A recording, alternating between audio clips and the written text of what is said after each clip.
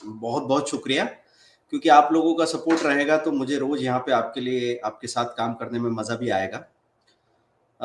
कल जो हमने मार्केट वॉच की लिस्ट बनाई थी स्टॉक्स की, उन्होंने गजब परफॉर्म किया। और अगर उसमें से कोई चीज परफॉर्म नहीं करती है तो हमारे लिए वो तरीका भी मैंने आपको बता दिया कि आप कैसे उसके धोखे से बच जाएंगे। हमको हमेशा यहाँ पे मार्केट में एक ही चीज सीखनी है कि किसी भी अपॉर्चुनिटी को सही तरीके से देख के उसमें इन्वॉल्व कैसे होना है और अपनी धुन से बाहर निकल के जो सच है उसको देखना है। अगर आप अपनी धारणा पे ध्यान दोगे तो फिर कभी भी बात नहीं बन पाएगी।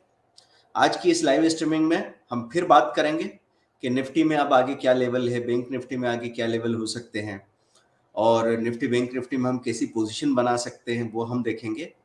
साथ में कौन कौन से स्टॉक हैं जो कल के इंट्राडे के लिए बहुत ज्यादा प्रॉमिसिंग हो जाएंगे, और हम ये भी देखेंगे कि वॉल्यूम का क्या रोल होता है ट्रेडिंग में।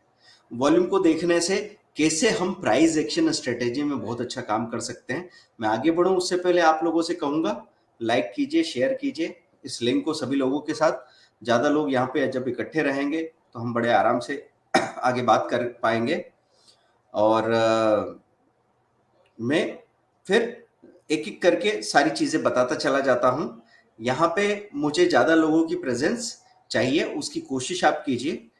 अगर ये कम होगा तो फिर चीजें कंटिन्यू होना मुश्किल रहेगी। ऐसी कोई विशेष शिकायत नहीं मुझे, या कोई फोर्स भी नहीं कर रहा मैं कि जो मैं कह रहा हूं वो होना ही चाहिए, लेकिन मेरे लिए मुश्किल हो जाता है कि मैं फिर दूसरी जगह पे वीडियो क्रिएट करके और पब्लिश करूं तो ज्यादा बेहतर रिजल्ट्स मिलेंगे, ज्यादा लोगों तक पहुंच पाएंगे। मेरा काम है मैं अपना नॉलेज शेयर करूं और असल में लोगों की प्रॉब्लम्स सॉल्व हो, वो भी ज्यादा से ज्यादा। चलिए सबसे पहले हम लोग देखते हैं निफ्टी का लेवल। निफ्टी के लेवल में अगर हम बात करें तो निफ्टी 50 में हमको यहाँ पे नजर आ रहा है 16975 पे जाके निफ्टी खड़ी हो गई।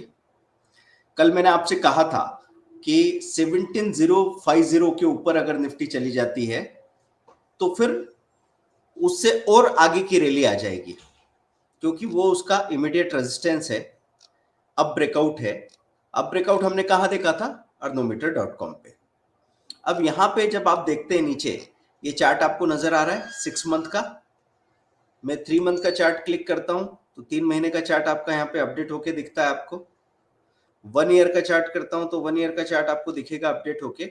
अब यहाँ पे हम पीवट पॉइंट देखने जा रहे हैं, तो पीवट पॉइंट है 16715।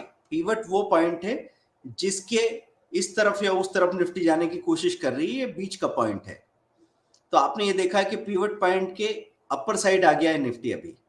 तो ये एक पॉजिटिव सिग्नल है कि निफ्टी में जो बॉटम बनना था इसने डबल बॉटम बनाया, फिर से अपनी बॉटम को टच करने गया और वहां से एकदम रिकवरी आ गई। क्योंकि दुनिया में जो ग्लोबल न्यूज आ रही थी उसकी नेगेटिविटी पहले ही काम करके चली गई। कभी आप कहोगे कि सर वॉर तो अभी भी चल रहा है, सर अभी भी ओमिक्रॉन की खबर या चाइना के लॉकडाउन की खबर आ रही है। तो कई बार ऐसा कहा जाता है कि न्यूज मार्केट को प्रेडिक्ट करती है, लेकिन हकीकत यह है दोस्तों कि मार्केट न्यूज को प्रेडिक्ट करता है। मतलब असली न्यूज जब तक आपके पास पहुंचेगी ना, उसके पहले ही बाजार में उसका असर आ चुका होगा। और जब आप समझोगे कि अब ये घटना शुरू हुई, तब तक उस घटना का जो असर आप सोच रहे थे वो असर आके जा चुका। और यहीं पे एक नया ट्रेडर है वो कंफ्यूज हो जाता है। पहले ही किसी भी घटना का असर मार्केट पे हो जाता है, इस बात का ख्याल आपको रखना है। क्योंकि सेकेंड वेव जब कोविड की आई थी तब लोगों को लगा था कि अब तो और गिरेगा बाजार, लेकिन कोविड में जो बुरा से बुरा असर हो सकता था उस हिसाब से गिरावट आ गई थी पहली ही लहर में। उसके बाद बाजार के दोबारा नीचे जाने का कोई कारण नहीं बचा और उसके बाद बाजार रिकवर ही होता चला गया। और फिर इतनी बड़ी तेजी आ गई जो किसी ने सोची भी नहीं थी। इसको बोलते हैं अबो एक्सपेक्टेशन या बिलो एक्सपेक्टेशन फैक्टर। अब मैं आपको यहाँ पे निफ्टी के लेवल की बात कर लूं कि निफ्टी का R1 था 16। देखो यहाँ 3 अलग अलग मेथड्स है, क्लासिक, फिबोनाची एंड कैमेरेला। अब आपको कंफ्यूजन होगा कि इसमें कौन सा सबसे ज्यादा इफेक्टिव है, तो मैं आपसे ये कहूंगा कि रेजिस्टेंस के मामले में जो हाईएस्ट है उसको कंसिडर कर लो। देखिए यहाँ पे मुझे दिख रहा है 16,700, मुझे दिख रहा है 16,857 और फिर दिख रहा है 16,876। है ना, पॉइंट नहीं बोला मैंने, राउंड फिगर बोल दिया। 16,876 को मैं अल्टीमेट रेजिस्टेंस मान लूं तो मार्केट तो इसको भी पार करके चला गया है। अब जो अल्टीमेट रेजिस्टेंस आ रहा है 17088 आ रहा है क्लासिक के हिसाब से। तो अगर 17090 पार कर गया तो फिर सीधा ही जाके सांस लेगा 17250 तक। उसके बाद निफ्टी में सीधी रैली आएगी तो यहां से कम 200 पॉइंट की रैली आ जाएगी, 150 से 200 पॉइंट की रैली आ जाएगी दोस्तों। तो यहां हम बड़ा कॉल और छोटा पुट का कॉम्बिनेशन खरीद सकते हैं। मतलब 17,000 का कॉल बहुत एक्टिव हो रहा था, तो हमने जब हमारा जैसे निफ्टी का कोर्स कोई लेता है या बैंक निफ्टी का स्पेशल कोर्स है 10 स्ट्रेटेजी का, तो उसके साथ पहले हमने 1 मंथ के सपोर्ट का भी वो दिया था ऑफर। तो उसमें क्या हुआ कि हमने 17,000 का कॉल और 16,700 का पुट ऐसे कॉम्बिनेशन सजेस्ट कर रहे थे।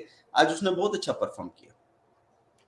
तो आपको बाजार का एक तरफा मूड बना के चलने की जरूरत नहीं। अगर एक तरफा मूड बना के चलना भी चाहते हैं तो फिर आप ऐसा कर सकते हैं कि आपका कॉल हो 100 पॉइंट प्रीमियम का और पुट हो 20 पॉइंट प्रीमियम का। मतलब न के बराबर हेजिंग हुई है, फिर भी अगर कोई काम कयामत आ जाए तो वो 20 रुपीज की प्रीमियम भी आपको संभाल लेगी दोस्तों। तो निफ्टी में अभी तेजी दिख रही है, यहां से तो आप कॉल पे ज्यादा ध्यान दे सकते हैं, लेकिन बीच बीच में झटके आते हैं जिसमें आप कंफ्यूज हो सकते हैं। इसलिए मैं आपसे ये कहूंगा कि ध्यान रखें इस बात का कि बाजार दुनिया में कोई घटना चल रही है, वो घटना कब कौन सी करवट ले ले उसको ख्याल में हमेशा रखिए, क्योंकि लंबे समय में हफ्ते भर में क्या होगा इस बारे में तो आप सही हो, लेकिन कल या परसों में अचानक एक डिप आ जाए तो वहां आप गलत हो सकते हो। तो दोस्तों ये R1 ऐसे में S1 S2 S3 की बात करूं तो यहाँ पे जो अल्टीमेट सपोर्ट लेवल है, जैसे आपने यहाँ पे देखा सबसे नीचे का जो लेवल है उसको हम अल्टीमेट सपोर्ट लेवल मान लेंगे। 16,500 के नीचे अगर चली गई तो फिर सीधा 500 से 342 जाने के चांसेस है, लेकिन अभी तो वहां से बहुत दूर है। अभी हम पिवट पॉइंट के ऊपर की तरफ है, तो पिवट पॉइंट के नीचे की तरफ की चिंता करना या उसका अंदाजा लगाना बेकार की बात है। चलिए अब आगे चलते हैं। हम लोग ये देखें कि जब भी बाजार में आप खबरें ढूंढते रहते हैं, अधिकतर लोग खबरें देखते हैं और खबरें ढूंढते ढूंढते वो कोशिश करते हैं कि कौन सा शेयर चलेगा। हम आपसे कहते हैं प्राइस एक्शन पे काम करने को। देखिए आपने यहाँ पे जो भी खबर सुनी, खासतौर पे जो पढ़े लिखे लोग हैं, जो बाजार को समझने की कोशिश कर रहे हैं लेकिन अपने हिसाब से जितना उनको नॉलेज है उतना इंटरप्रेट कर रहे हैं, उनको बहुत बड़ा धोखा होता है। कई बार ऐसा होगा कोई कंपनी का रिजल्ट बहुत अच्छा आया, आप एक फ्यूचर खरीद के बैठ गए और वो कंपनी अगले दिन 8% माइनस हो गई, आपको फ्यूचर में 2 लाख रुपए का नुकसान हो गया और फिर बाद में वो वापस कंपनी का शेयर प्राइस ऊपर जाने लगा। अब आप समझ रहे हैं कि भाई मेरे साथ ऐसा क्यों हो गया, क्योंकि आपने पूरा थ्योरेटिकल अप्रोच बना लिया।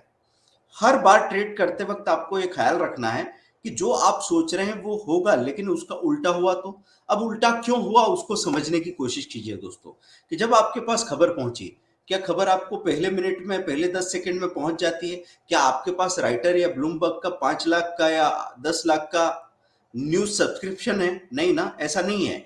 देखिए बड़े बड़े ब्रोकर, बड़े बड़े जो मार्केट मेकर्स हैं, उनके पास न्यूज का सब्सक्रिप्शन होता है। वो 5 लाख रुपए साल का देते हैं ताकि उनको 5 सेकंड के अंदर खबर मिल जाए, और जब वो एक बार बटन दबाते हैं तो 10 लाख शेयर बेचते हैं, 5 लाख शेयर खरीदते हैं। वो सारा मूवमेंट आने के बाद आपको 5 मिनट बाद खबर मिली और आपको लगा कि मुझे ही मिली, अभी और किसी को पता नहीं है, और आप वहां पोजीशन बनाते हैं। अब आपने की है लेट एंट्री, अर्ली एग्जिट करना चाहिए, आप नहीं कर पा रहे हैं,